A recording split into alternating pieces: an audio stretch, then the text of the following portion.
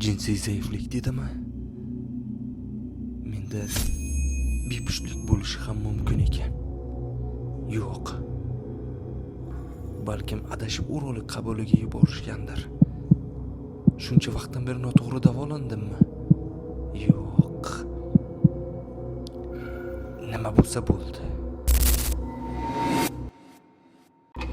Men qabuldaman. Siz nima bezovta qilyapsiz? Meni bezovta?